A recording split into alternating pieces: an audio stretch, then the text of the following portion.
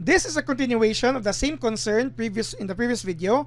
We are to find the generating function for the sequence a sub r, where a sub r here are defined in terms of now partitions. In the previous video, we talked about a generating function for a situation of r selections in a specific concern. This time, what if we're talking about a number of partitions? The generating functions for number of partitions are different from the previous video because it talks about a specific parts of sizes.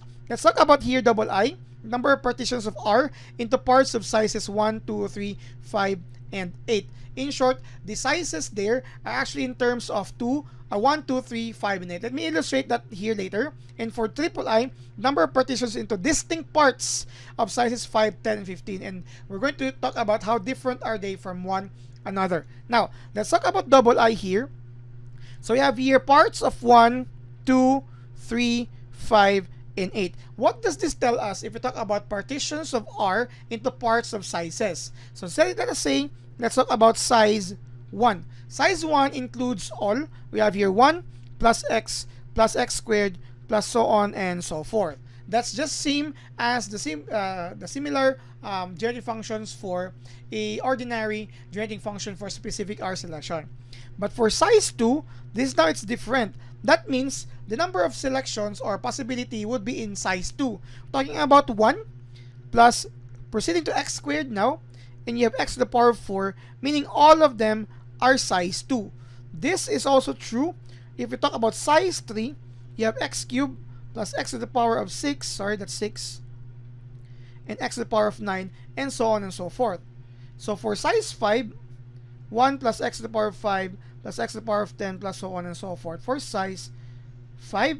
And for size 8, you also have 1 plus x to the power of 8, x to the power of 16, and so on and so forth.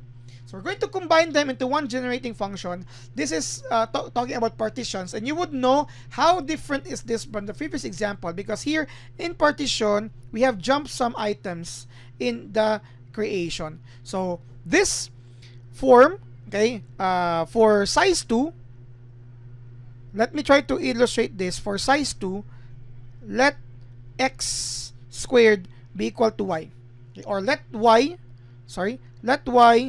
be equal to x squared. So for size 2, instead of 1 plus x squared plus x to the power of 4 plus x to the power of 6, so on and so forth, this could be transformed into 1 plus y plus x squared, so that's y squared plus y cubed plus so on and so forth. Okay, so this could be written, okay, when we talk about size 1, this is actually 1 over 1 minus x, right?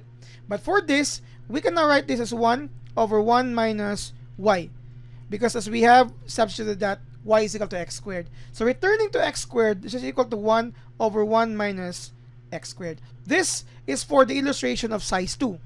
Okay, when we change y to x squared. Now for the size 3, just the next illustration. So let's say z be equal to x cubed. So instead of 1 plus x cubed plus x to the power of 6 plus x to the power of 9 and so on and so forth, this will return into 1 plus z squared plus z cubed, right? So on and so forth, which gives us 1, same as this, 1 over 1 minus z, which is just 1 over 1 minus x cubed, returning to z equal to x cubed. So pertaining into that, moving forward, for size 5, we can assume, based on the pattern, it's just 1 over 1 minus x to the power of 5. For size 8, it's just 1 over 1 minus x to the power of 8.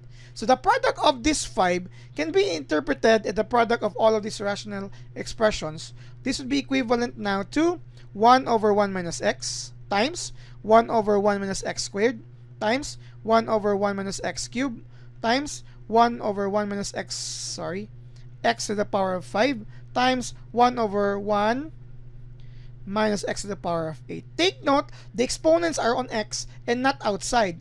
Unlike this one here, where we can actually write into 1 minus x to the power of negative 2, and we already know the form of that. So it's not like that because the exponent is on the x's on our denominator expressions. So for the generating function of this, number of partitions are into parts 1, 2, 3, 5, and 8.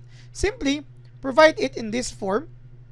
We have 1 all over 1 minus x 1 minus x squared, 1 minus x cubed, 1 minus x to the power of 5, 1 minus x to the power of 8. Okay? This is already okay. Or if you would like to write it as a form with negative exponent, 1 minus x, 1 minus x squared, 1 minus x cubed, 1 minus x to the power of 5, 1 minus x to the power of 8, there's a negative 1. So this is the generating function. We are not going to solve for anything, but if you're asked about a sub r, x to the power of r, meaning number of partitions for an integer r, in parts of sizes 1, 2, 3, 5, and 8, simply try to simplify this with the exponent of negative 1, and the result for x to the power of r, whatever that r is, its coefficient is the answer to the item. Now, this is for double I, but triple I, and why it's different, look at the item, distinct parts of sizes 5, 10, 15. When we talk about distinct parts, unlike our double I where we include all of sizes 2, all of sizes 3, all of sizes all of sizes 5, and all of sizes 8. This time, distinct parts of sizes 5, 10, and 15. In short, it's exactly the size 5, 10, and 15. So for this, when we have here the note that for distinct parts of sizes 5, 10, and 15, for 5, size 5, we only have 1 plus x to the power of 5 as it is. We don't have x plus x to the power of 10 and so on and so forth because it's distinct. Okay, when we say parts of sizes, it means all sizes of 2, 3, 5, 8. That's why we have here multiples of sizes. But for distinct parts, we only have specific parts here. That's why we have that like that. So for size 10, you only have 1 plus x to the power of 10. Similarly, 1 plus x to the power of 15 for our size 15. Okay? So this is now the generated function for that, and the product of that will be, of course, equivalent to a certain form here. I would like you to do that on your own, and that would be helpful again in finding the number of r partitions in the integer r.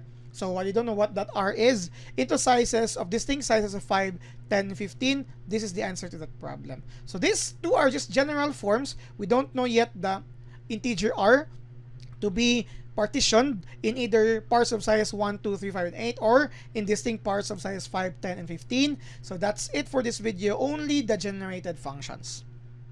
Thank you very much for watching.